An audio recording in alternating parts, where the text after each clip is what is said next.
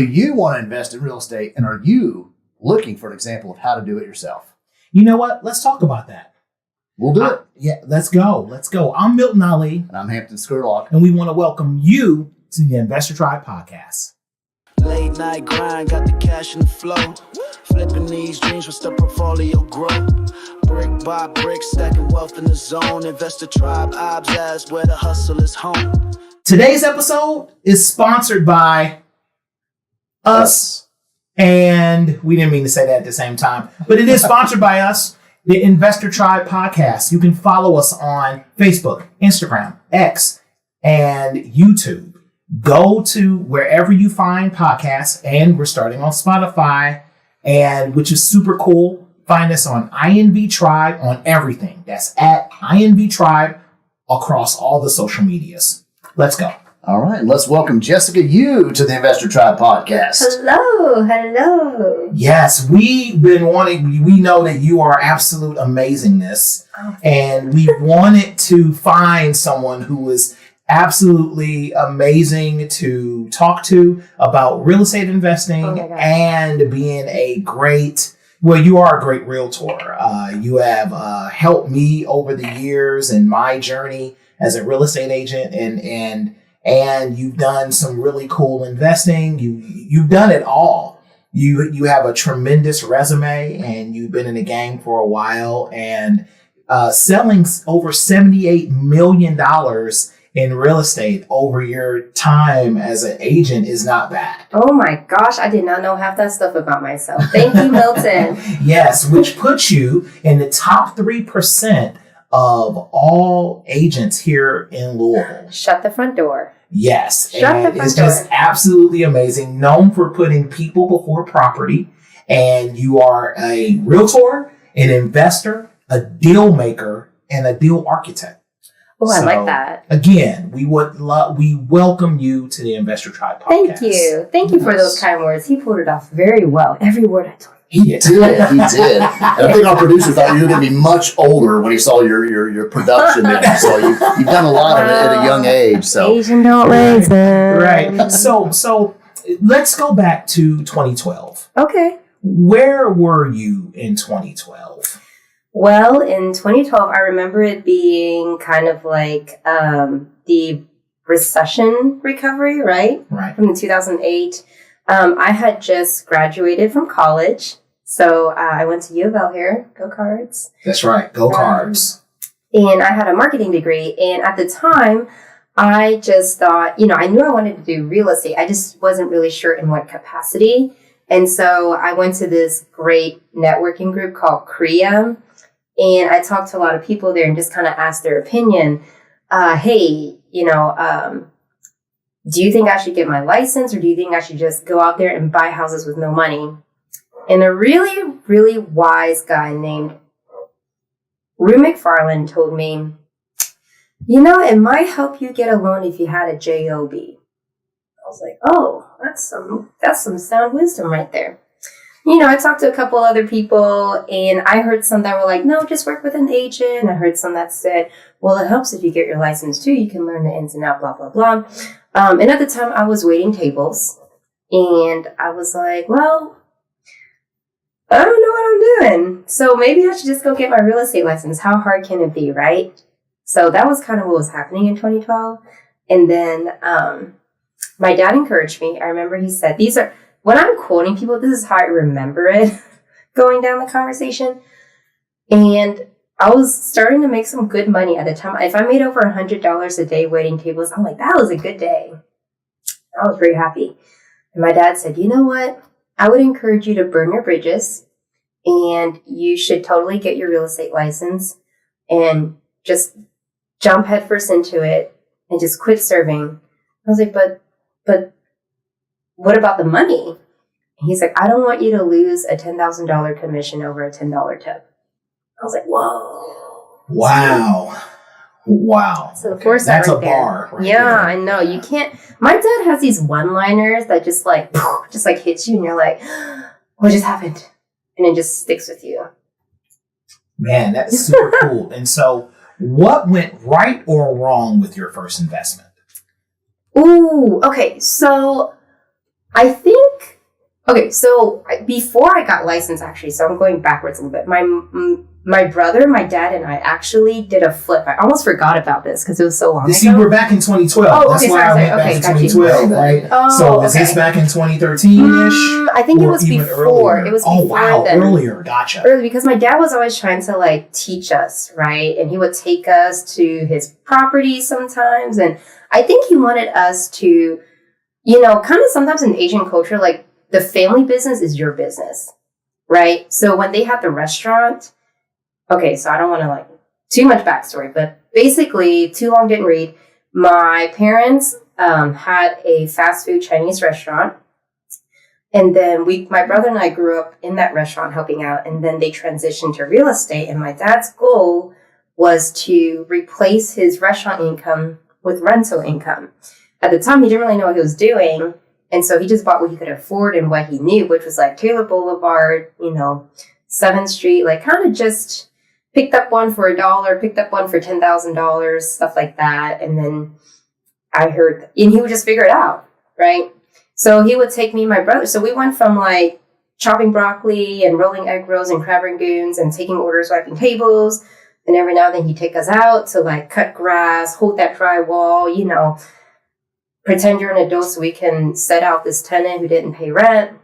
And so we just kind of like, that was our immersion and like getting into it. And I think my dad thought it would be fun for us to flip a house together, even though none of us knew what we were doing. We had no design, like didn't know anything about pricing for, you know, anything. And so my dad actually had his license, but he didn't actually help clients. He just used it to get into houses and like, so he didn't have to wait for anyone. And he would have me run the comps. And he's like, what do you think this house would be worth after we fix it up? And so anyway, we actually had an agent who listed it for us. But my brother and I, we like went, you know, we helped. Air quotes there, for those who can't see. We helped out. And he split the money with us. And it was like our first deal together. I would say that's kind of, yeah. Did you say, what all did you learn on that deal, or how did it shift your approach to real estate investing? Honestly, I felt like my dad let me get away with a lot, and he still gave me credit because I was like, man, it's too hot. I'm just going to sit over there. But I think what I learned, you know, mostly he kind of like, he worked with it, you know, because he said, okay, she's not really into getting sweaty and like, you know, doing the brawn work. I'll just let her like run the comms and do like the computer work. This kind of leads up to where I am coming now. But my brother, I think he actually learned quite a bit because he was more like willing to help out. So now he like knows how to do electric, and yeah, he's quite handy, right? But I just learned that, I mean, at the time I was too young, but it was just like a step of confidence, I think. And also just like knowing that, like learning a little bit about the family business, air quotes, right? And, oh, you could buy something for this price, put this much money into it, and then sell it and make some money. It wasn't my money, but, you know, my dad bought that. But you got to split it. So yeah, oh, and we did lots on that, too. And I remember there was, like, no working toilet, and it was such a hot mess. So you're the reason we now have the working toilet rule. Probably. And the working air conditioning rule during the summer to make sure that we go to these houses that all that Definitely stuff works. The toilet, yeah. So you were a learning experience for us as an organization. I think so. So LOTS actually means learning on the site. LOTS. That's what. So when they mention LOTS, it's learning on the site. That's something with our local RIA here in Louisville, Kentucky. And we want to let you know that managing real estate can be complicated. Get one thing off your plate and contact our good friends at Liberty Mutual. They have amazing rates. Click on the link in the description, or you can call 1-800-266-0644. Mention the code Milton Ali KY 444689 and get your free quote today. And so, what was the one transaction that changed everything for you? In 2012 or like? Or anytime. Yeah. As far as it was one investing. transaction or investing that made you say, okay, you know what? Light bulb went off. Light bulb, it was the thing. It changed. It was a pivotal point in your journey. Oh, man. I feel like, you know, along the way, you're going to have a lot of those ding dings, you know? Oh, of course, yes. I would say there was good thing real estate's not like children. You can have a favorite. And I would say that for me, one of them was this little house that I bought in Berrytown. So at the time, it was during COVID, and I remember looking at the house, and of course I wanted my parents to come look at it with me. And there were so many people looking at it too. And at the time, I thought that I was overpaying for the house at $110,000. So it was a 3-bedroom, 1.5 bath, a little over 1,000 square feet on 0.3 acres. And it's minutes to Anchorage, which for those of you who are not familiar, it has its own school district, and it's the wealthiest zip one of code the wealthiest, in Kentucky. yeah. Or close, Yes. top 3. Yes. Yes. And this was just like the little, like, I guess you can say it's the hood. I don't know if you want to write that out, but like, it was like the hood of Anchorage, right? Because just by price point, 110 to like 600,000 plus at the time, right? And I was like, oh my gosh, I am overpaying for this house. I either paid 110 or 120. Anyways, now it's more than, the value has doubled. And I'm like, I couldn't believe that at the time. I thought that I was overpaying for it. And now I'm so thankful that I did it when I did. And so I wish that I came to that realization sooner, but sometimes you have to like let some time go by to really be able to look back and say, whoa, I'm glad I did that when I did. And it didn't really need a whole lot of work either. So I think the last time I had to rent it out, I got like $1,800 or something for that. So good, yeah, good cash flow, good income on it. Yeah, and it's doubled in value. So I got my cash flow and my appreciation. I was going to ask if it was a particular property, but I realized I was going to buy one in Berrytown. I bought some over in that area before, but I looked at one years and years ago, probably before before 2012, and a realtor friend told me about it. He said, "You got to go see this house. It's a good bargain." He said, "And it's got a pool." Oh, So I thought, that sounds great. 50, 60,000 was the asking price. It's got a pool. It's right near Anchorage. It's like, yeah, I'm going to buy this thing. And then when I get there, I find out the pool is in the basement. The whole thing is just flooded and had standing water.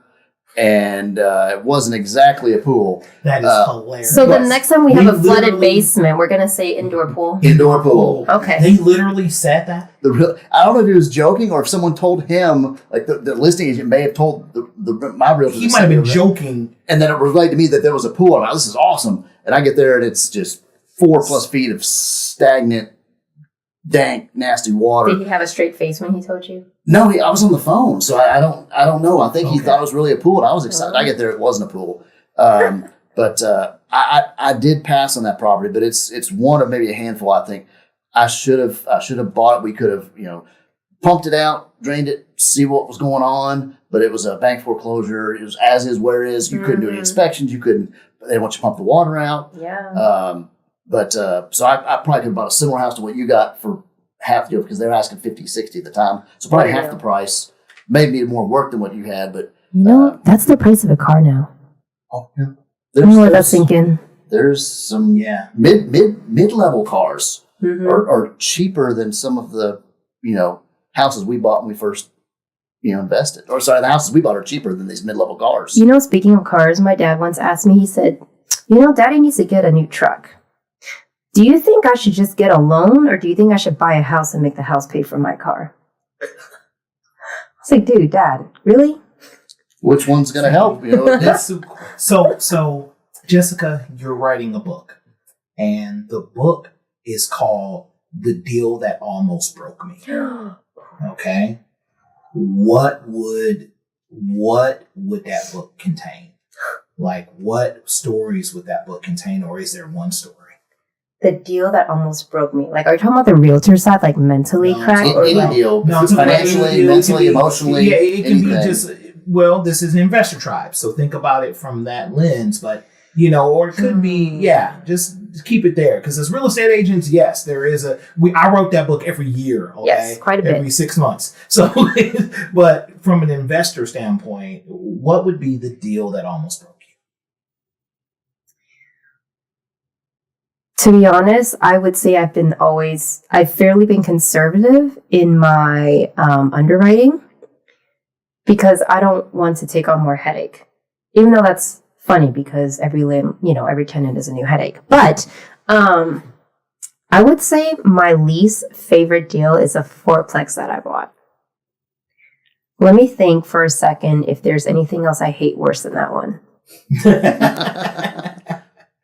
I mean, everyone's like, oh, I want to get into multifamily, but this is just my opinion.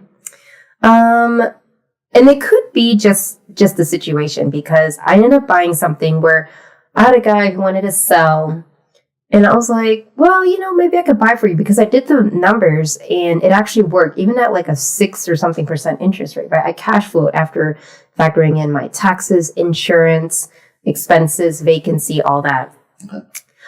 But there's 4 water heaters, 4 furnaces, 4 air conditioning, and it's questionable the age of the HVAC units. And 4 personalities. 4 tenants, yes.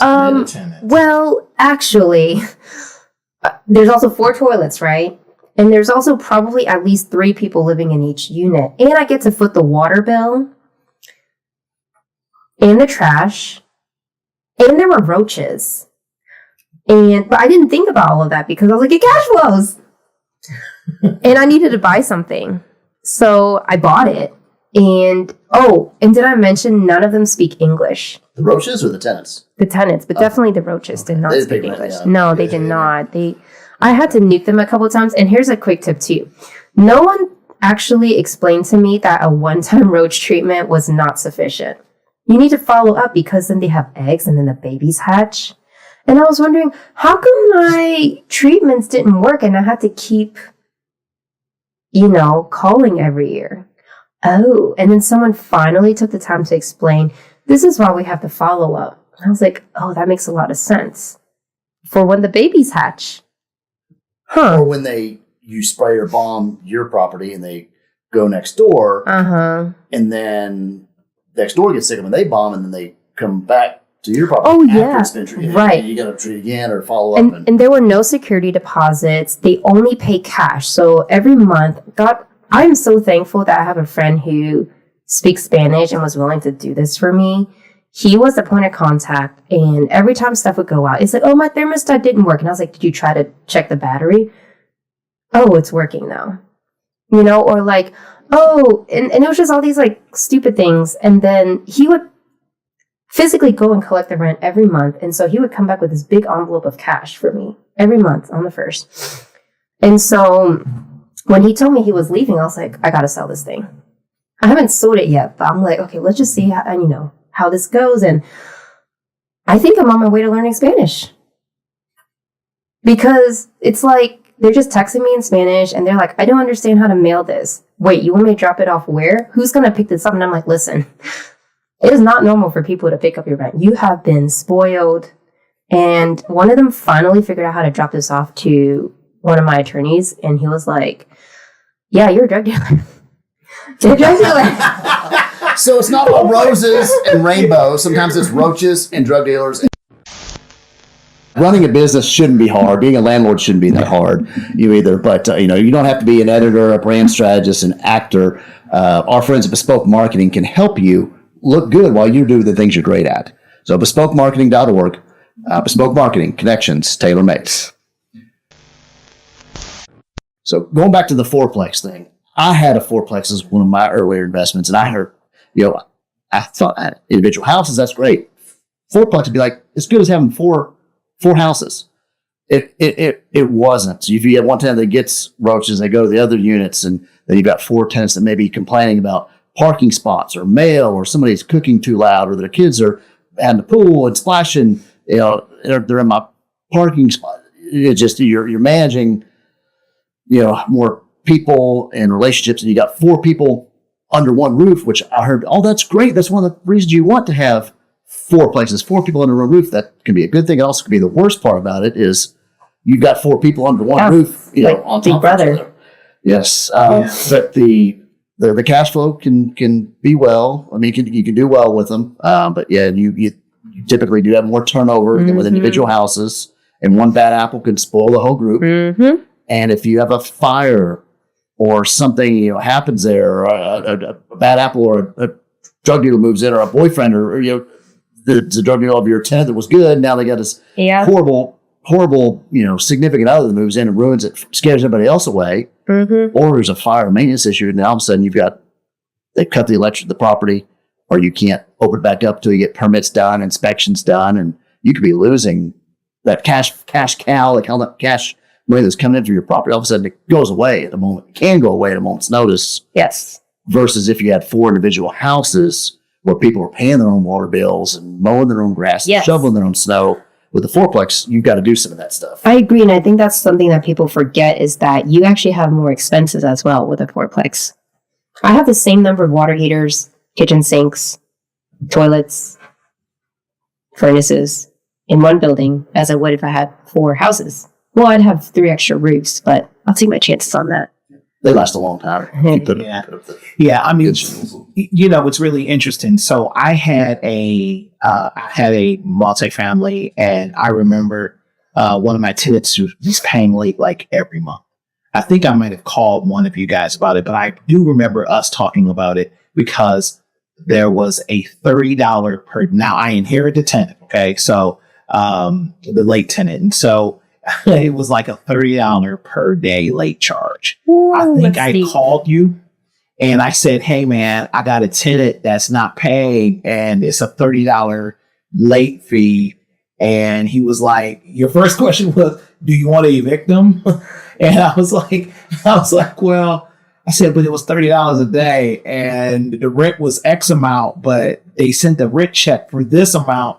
They could be late every month. And you were like, then here's the situation you're going to run up against.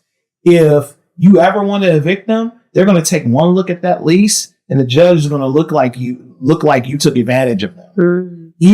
Even though I didn't make the lease happen, we did an amendment to remove that very high late charge. Whittle it down where it's more manageable or fair. To way more manageable and fair. And I remember you telling me like, "Hey man, you may want to change your lease like now."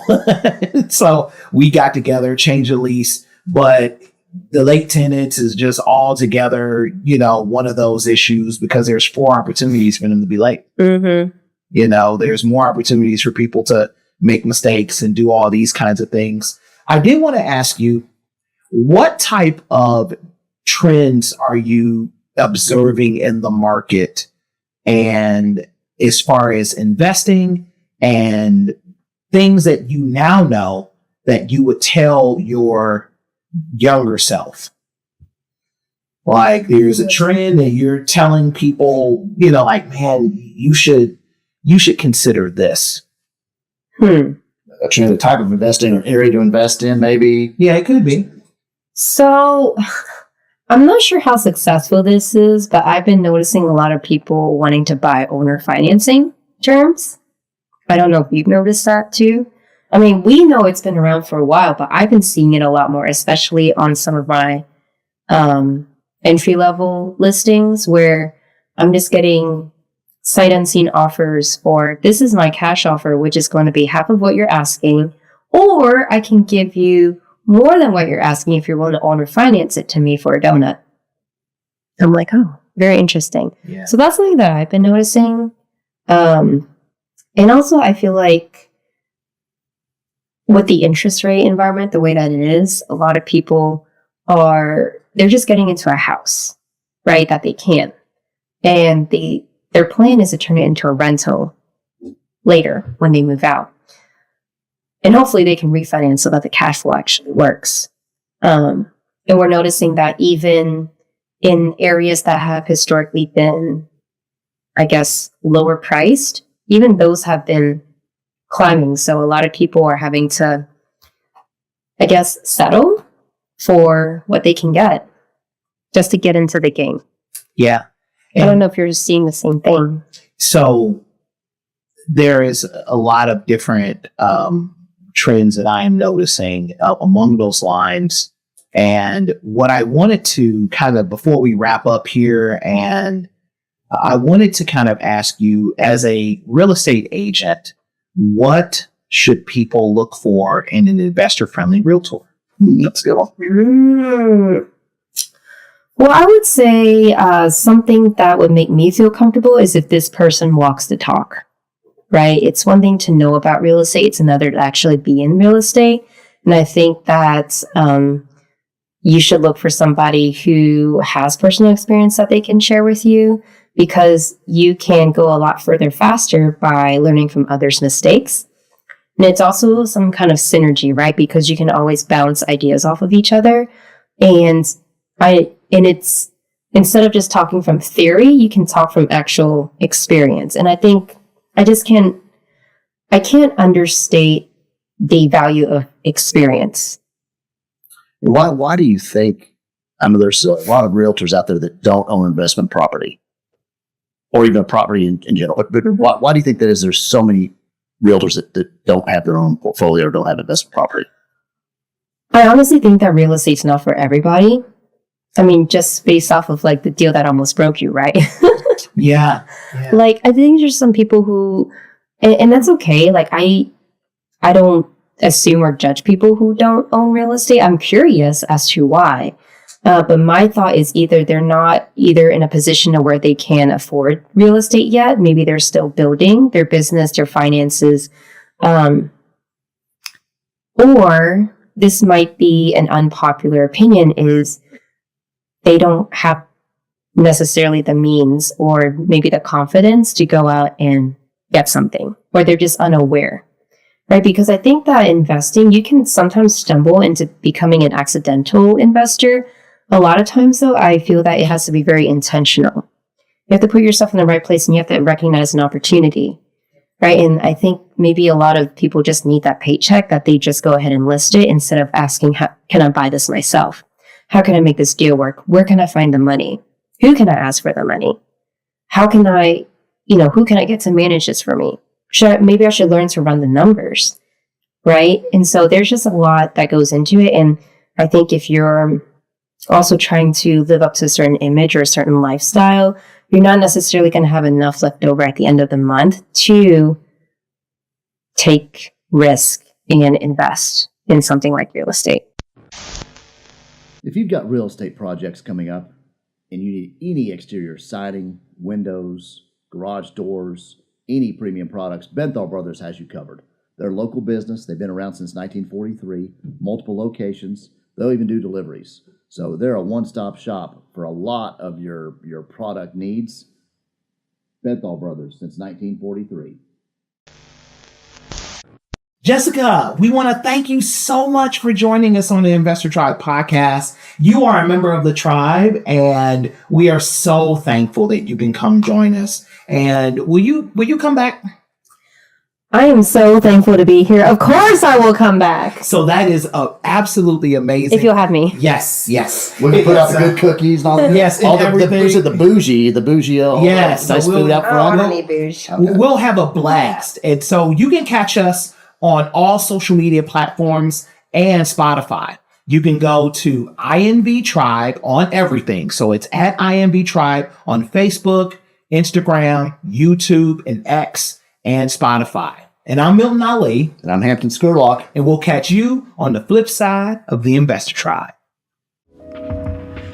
The Investor Tribe podcast is brought to you by the Investor Tribe, all rights reserved, featuring Hampton Skurlock and Milton Ali, executive producer Drew Cookenmaster,